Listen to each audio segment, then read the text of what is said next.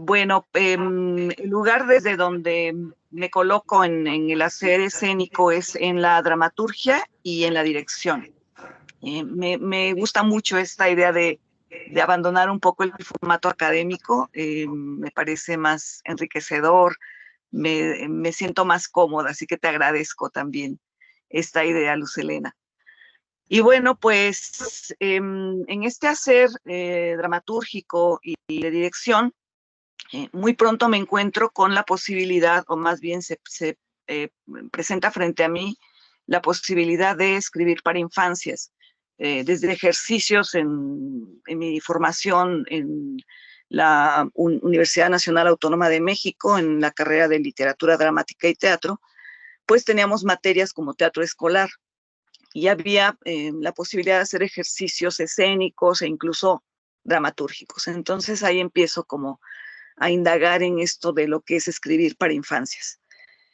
Y después, ya terminando la carrera, escribo un primer texto para infancias, inspirada un poco primero en una experiencia en la escuela, que es haberme equivocado de salón y entrar a un ensayo de mis compañeros que estaban dándole forma a una versión de Peter Brook del poema del Coloquio de los Pájaros, y alcancé a ver una pequeña escena. Me pareció asombroso el mecanismo que estaban usando. Ponían unas plataformas sobre las butacas como una suerte de pasarelas entre los espectadores, que más tarde descubriría que es un recurso muy del teatro oriental, y tenían pequeñas cabecitas de aves como un casco sobre sus cabezas. Entonces, lo que alcancé a escuchar del diálogo me interesó mucho. Corrí, busqué, no busqué la versión de Brooks, sino el texto original, que es un poema de un sirio del siglo XIII, y entonces, de Ibn Attar, y entonces se llama el Simur, o la conversación de las aves. Lo leí, no entendí nada, no entendí nada. Era un texto filosófico muy profundo. Después sabría que es toda una tradición, el sufismo, y que pues implica mucho conocimiento, pero no se me quitó la idea de que tal vez con más experiencia y con más recursos podría acercarme a ese texto. Y ya pues terminada la carrera, volví a acercarme a versiones un poco más amables que la pura versión filosófica, y luego ya acudí al texto, comprendí un poquito más. No digo que hasta la fecha haya comprendido todo, pero lo que descubrí fue asombroso. Me parece que bajo la metáfora de un viaje maravilloso que emprenden un grupo de aves para encontrar al dueño de una pluma fantástica que se había caído sobre la tierra, realmente acuden al encuentro de ellos mismos, al autoconocimiento. Entonces dije, bueno, ¿cómo transformo esto tan complicado, pero tan revelador y tan importante, en teatro para infancias? Porque me parece importante lo que estaba diciéndome a mí el Simurg. Y entonces decidí darle la forma, un poco como dicen por ahí los empresarios, ¿no? Tropicalizar el producto. Y bueno, decidí buscar en tradiciones mexicanas a ver si había algo parecido. No lo había. Intenté darle el cariz de una leyenda prehispánica, pero me pareció muy falso, muy impuesto. Y entonces abandoné la idea de darle este carácter prehispánico, pero no de acercarlo a infancias a través de personajes, de darle a las aves este velo de aves muy mexicanas, ¿no? Y es así como nació el Yeitotol, que trata de un viaje de 3 aves buscando al dueño de la pluma, que se cae en medio del pueblo de las aves, y las aves van probando y emprenden el viaje, se arrepienten, se les hace pesadísimo, peligroso, hasta que un día llegan 3 aves muy dispuestas a devolver esa pluma, porque hay la promesa de recibir un regalo al final del viaje. Las aves son el águila, el ruiseñor y un búho. Entonces, pues cada una tiene su propia visión de lo que puede ser el viaje, su idea del regalo que van a recibir y por qué merecerían cada una recibir el regalo, ¿no? Porque una es la más fuerte, la otra es la más alegre y la otra la más sabia. Entonces, pero esas virtudes, digamos, también tienen su contrapeso en sus dificultades para la convivencia. El águila es súper solitaria, muy engreída de su fuerza. El búho también es muy arrogante, cree que sabe todo, que porque lee, ya lo sabe todo de la vida. Y el ruiseñor pues es negligente, él solo piensa que cantando resuelve todo, y eso empieza a ser un problema en el viaje. Entonces van a enfrentar una serie de obstáculos donde se van a poner a prueba tanto sus debilidades como sus virtudes, hasta que descubren que lo que tienen que hacer es poner lo mejor que tienen en función del bien común. Y logran llegar a la montaña justo cuando está ya por llover, y con la lluvia se aleja esta ave fantástica, el yeitotol, y ya no vuelve sino dentro de 1000 años a la tierra, y empieza a atardecer, las aves se sienten derrotadas, hacen un último intento con el resto de fuerzas que les queda para formar una suerte como de montañita con el ala, con la pluma que además se les partió, hacerles señales al yeitotol para que no se vaya y los esperen mientras ascienden esa montaña. Y con el sol del ocaso se proyecta la sombra de ellos sobre la montaña y descubren ahí que el yeitotol que estaban buscando son ellos tres juntos, ¿no? La pluma partida forma las alas del yeitotol y se ve magnífica la sombra sobre la montaña. Y bueno, ese fue mi primer acercamiento con una escritura ya profesional al teatro para infancias. Tuvo la suerte de ser publicado en una editorial que fomentaba mucho el teatro para infancias. Al final el proyecto pues terminó, ya no se publicaron más en esa editorial textos para infancias, la editorial decayó y ya no había mucha salida para la escritura, no había muchas formas de publicación, no había todavía esto que se llama las redes sociales o la posibilidad de tener una página. Es la antesala, digamos, de la tecnología en la que yo estaba escribiendo.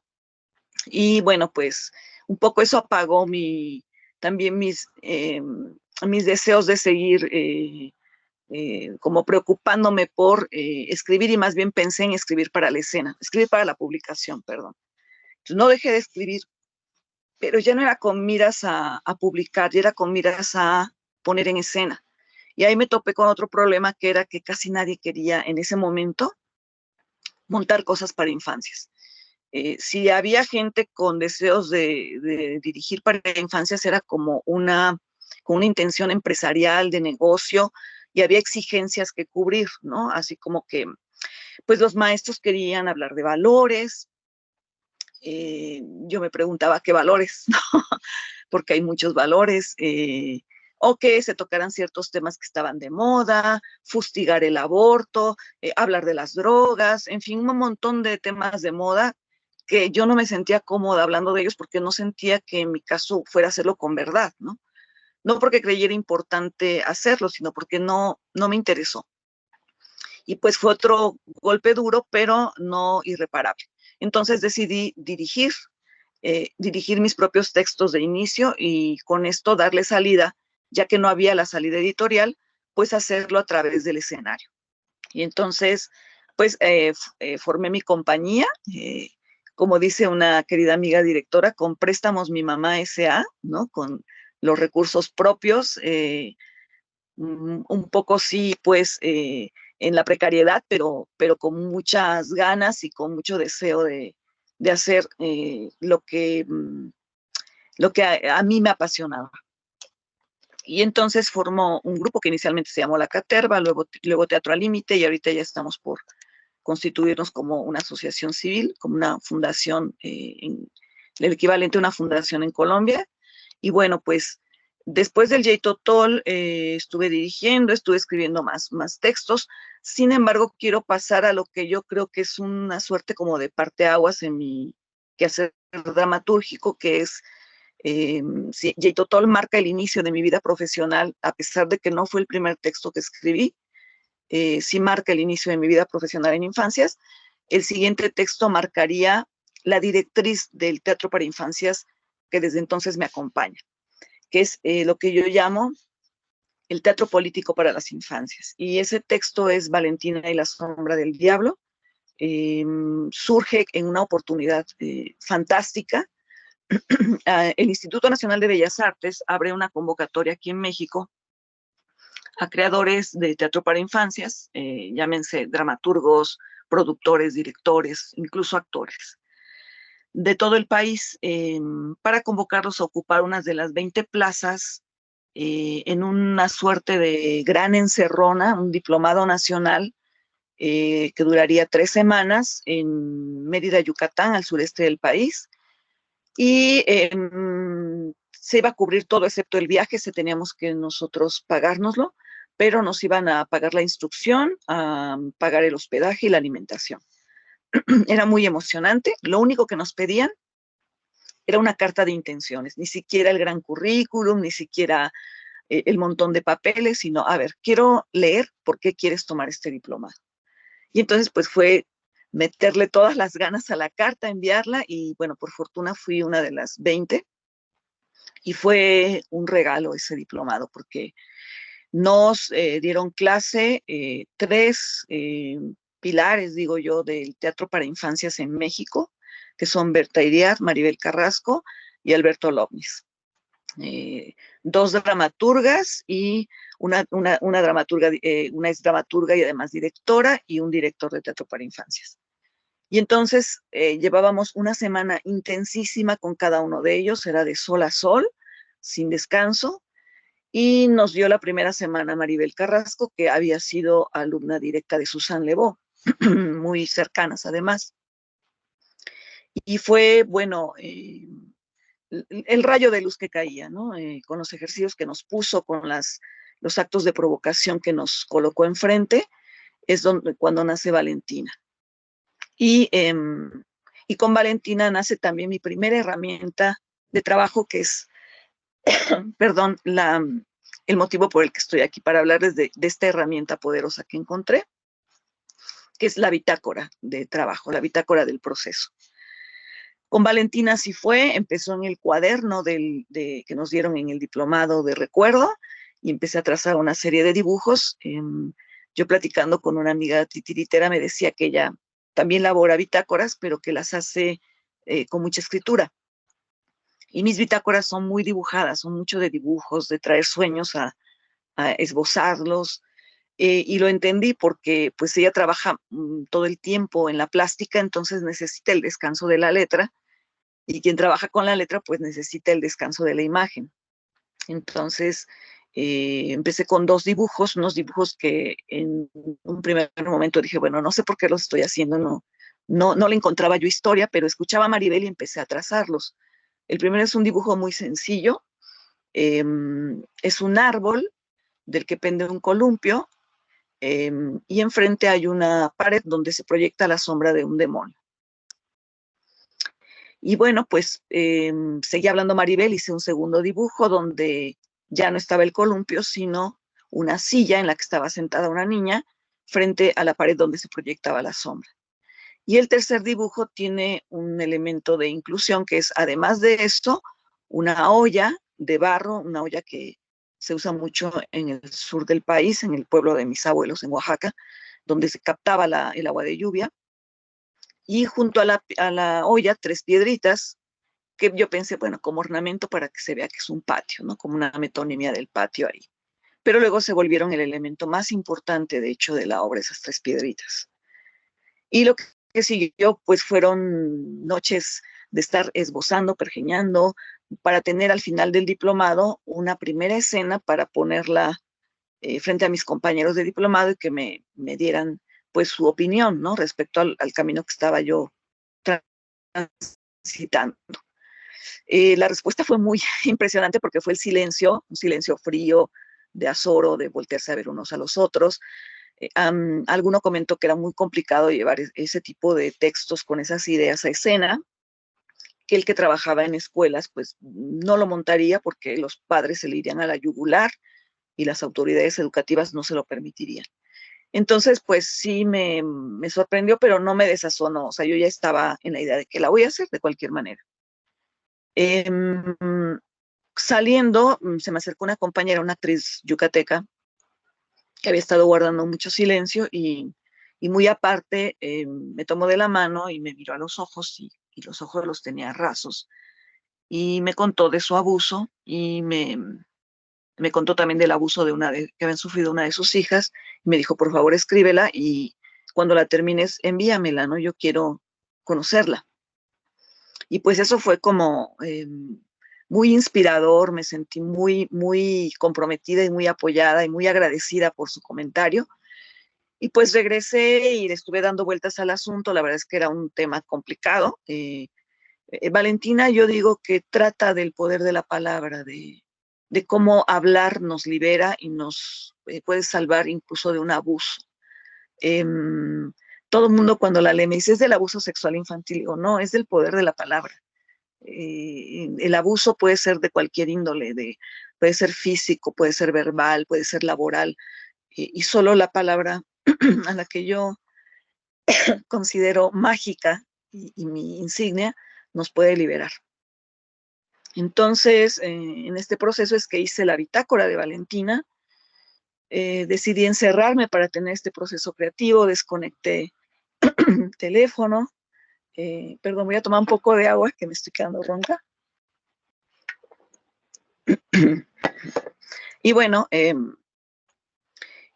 fueron 2 semanas muy intensas de estar construyendo la trayectoria de Valentina, de acompañarla en su liberación de este abuso constante. Y fue pues también tremendamente catártico, ¿no? Fue fuerte. Y cuando la terminé también dije, bueno, ¿y ahora qué hago, no? Y la publicación pues está absolutamente detenida. No hay, si publicar teatro en México es complicado, publicar teatro para infancias lo es más. Hice una primera prueba con mi familia, preguntándoles, ¿llevarías a tus hijos a ver una obra así y así? Mis hermanos me veían con horror, ¿no? Así como, ¿de qué me estás hablando? Y me decían, pues no sé, yo creo que no sé. Entonces les daba a leer el texto y me lo regresaban también muy tocados por la historia, y me decían, sí, sí, llevaría a ver esta obra a mis hijos. Entonces eso me fue animando y lo abrí a mis compañeros, y luego de ahí pues hubo otro diplomado de dramaturgia donde hice la lectura del texto terminado y la invitación generosa de Jaime Chavo para publicarlo en Paso de Gato. Y ese es, digamos, ese puntal. Después me invitan justo a Colombia, a Bogotá, a un encuentro de teatro para infancias, a hacer una ponencia. Ese sería un tercer momento.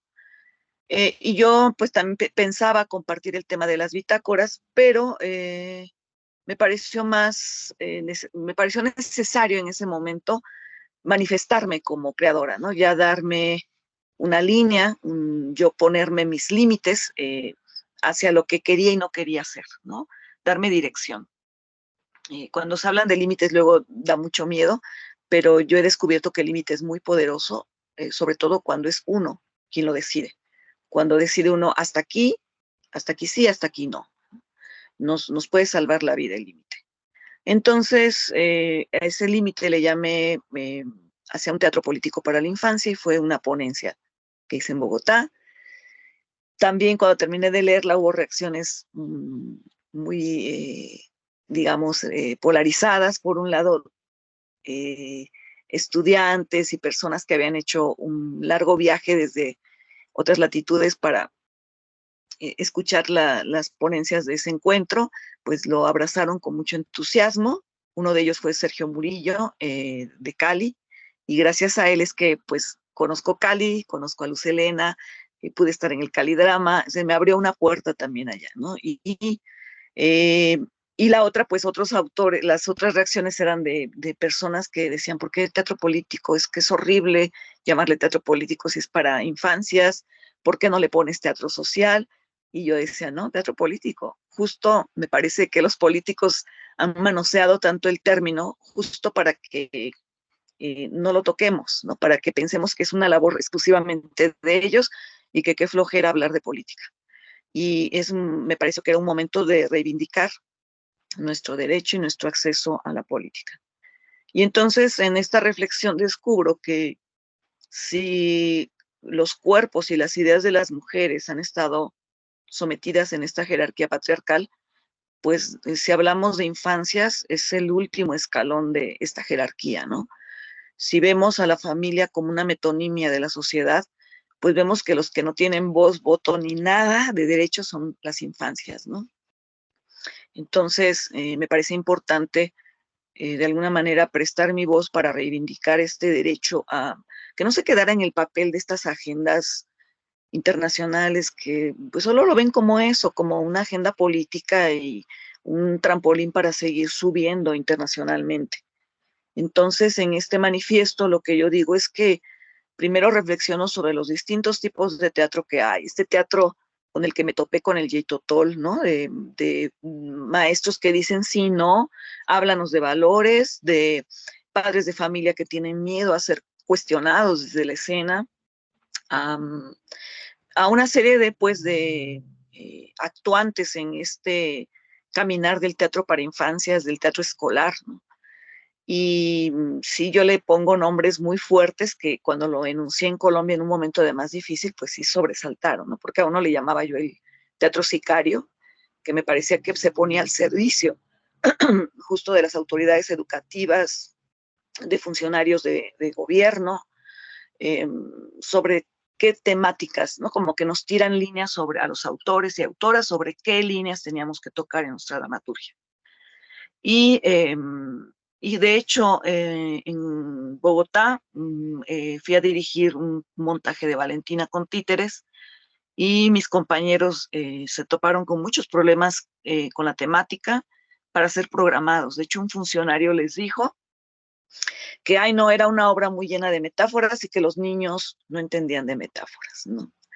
Y entonces, una de las preguntas con las que abro el manifiesto es si los niños no entienden de metáforas, ¿de qué entienden? ¿De alinearse, de quedarse callados, de conformarse? ¿De eso entienden?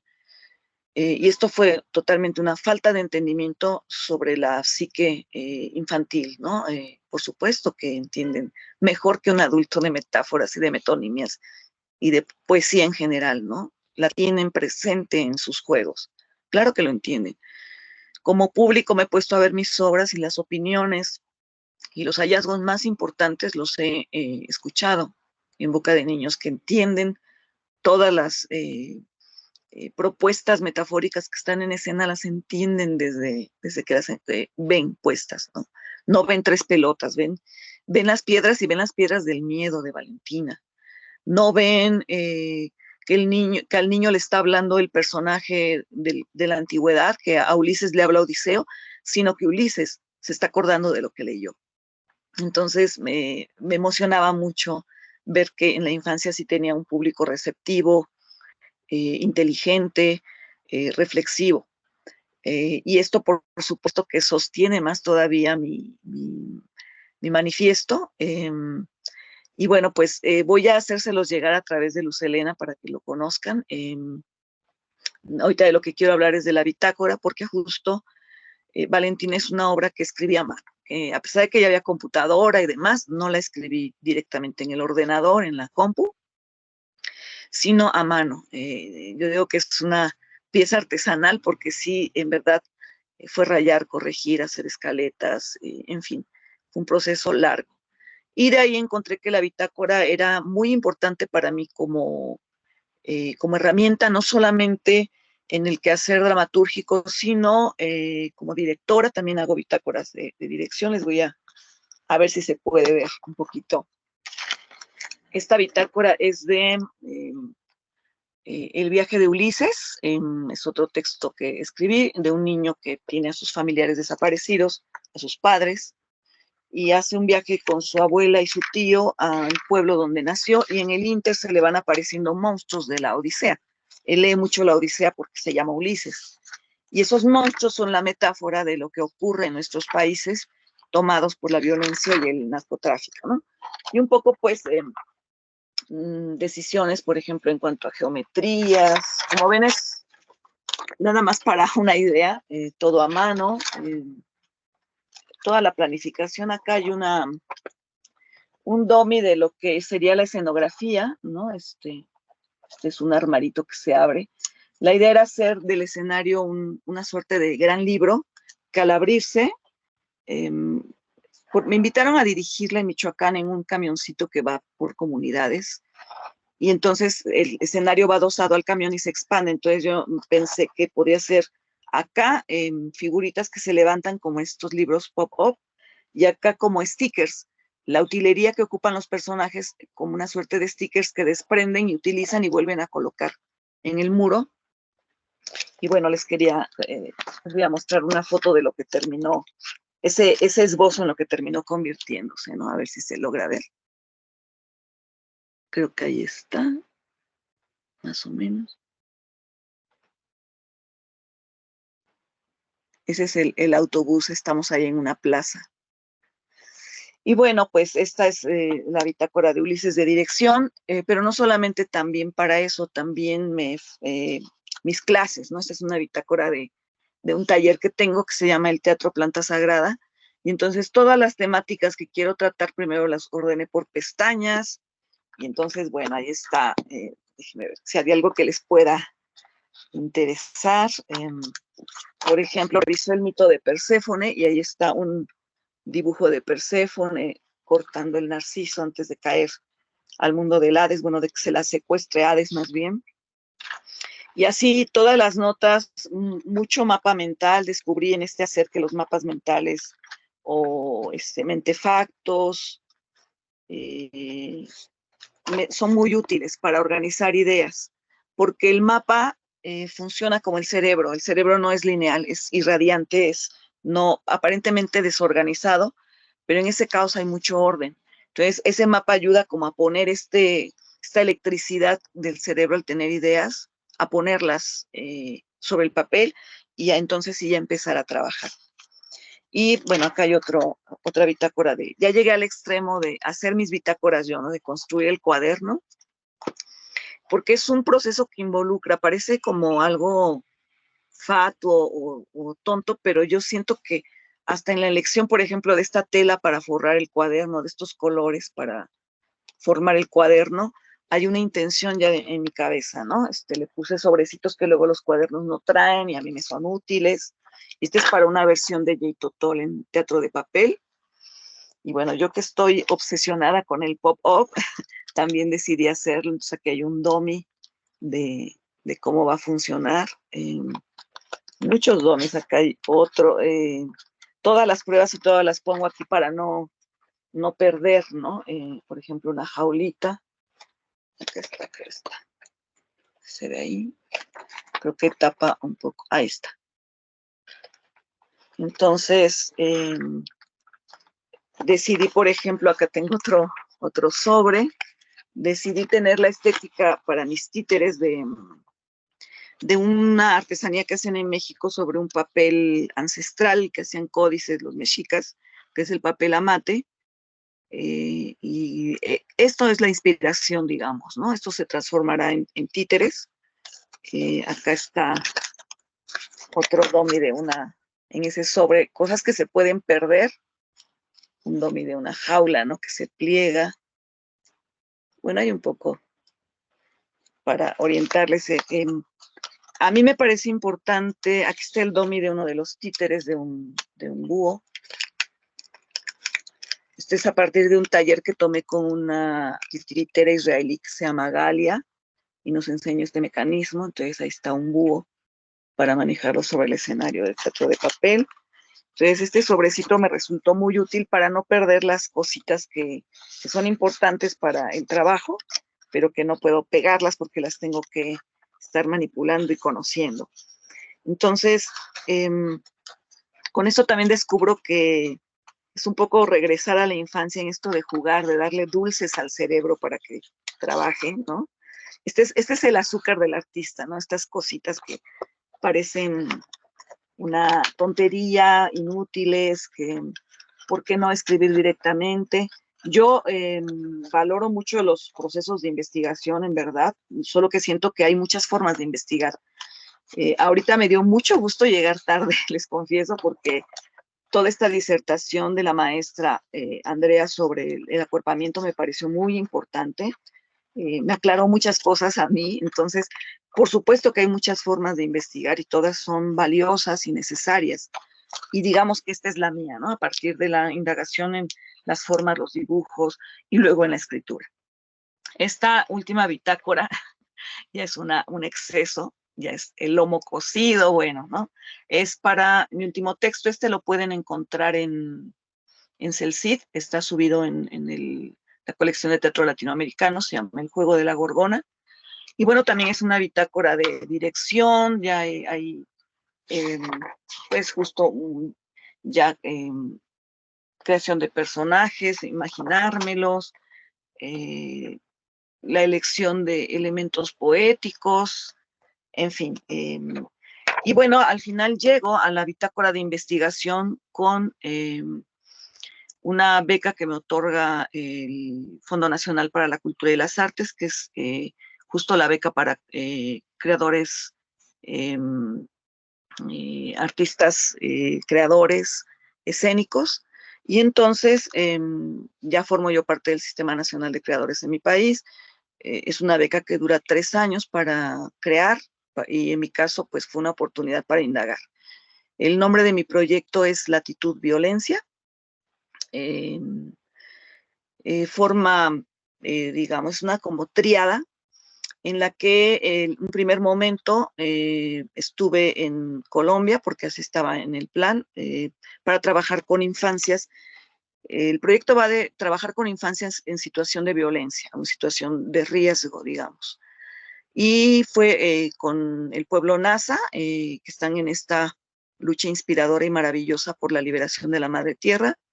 Un segundo momento estaba pensado para hacer en Nayarit con infancias Wirraritari, que viven muy lejos, se hacen viajes de 8 horas para ir a la escuela, se educan en soledad esos niños y niñas. Entonces no se pudo hacer por la pandemia, ya no pude llevarlo a cabo, se pospuso. Y entonces me fui con niñas en situación de violencia sexual en Tabasco, y eso es el corpus, digamos, de Latitud Violencia. Hice bitácoras que tanto recopilan material fotográfico como las reflexiones en torno a lo que yo iba viviendo. Es como un diario de viaje en que primero indago pues la geografía, la situación económica, la cantidad de habitantes, todo esto que se haría en una investigación, ¿no? Como situar, como colocar en el espacio al objeto de estudio, ver también su historia, la historia de sus luchas, las dificultades que tienen, el entorno también geográfico, ¿no? Sus montañas, sus ríos, en fin. Luego entrar ya en el territorio de su propia sabiduría en cuanto a leyendas, sus narrativas, las mismas narrativas de la violencia que viven, platicar con los adultos y luego ya explorar con las infancias bajo la forma de talleres, ¿no? Entonces, con los niños NASA, por ejemplo, llegué con una idea que ya había yo trabajado en México, con una infancia que es la infancia que vive en las montañas de Sinaloa, y que son hijas e hijos de trasegadores y sembradores de amapola y de marihuana. Y fue teatro de papel. Entonces yo llego muy segura con mi propuesta de teatro de papel con niñas y niños NASA, y no hizo eco, no funcionó, no les gustó. Y entonces, bueno, pues fue readecuar para poder indagar, readecuar la herramienta. Y entonces lo que resultó es que les interesó mucho el trabajo con la máscara y con el títere. Y fue muy hermoso ver lo que propusieron, ver la historia de la lucha de sus padres, madres, abuelas, abuelos, ancestras y ancestros, plasmada en lo que estaban haciendo. Fue muy conmovedor, de verdad, de ya no poder controlar las lágrimas, de estar viendo esta sabiduría con la que niñas y niños registran estos procesos de lucha, pese a que adultas y adultos pensamos que los niños no se dan cuenta o que lo viven de otra manera, y no. Entonces, no sé cómo compartirlo en Skype, no sé si se puede hacer semejante cosa, creo que no, pero voy a procurar la presentación que tenía para esto, junto con el manifiesto, hacérselos llegar con Luz Helena para que vean estos procesos, como toda la investigación que hice, un poco sintetizada,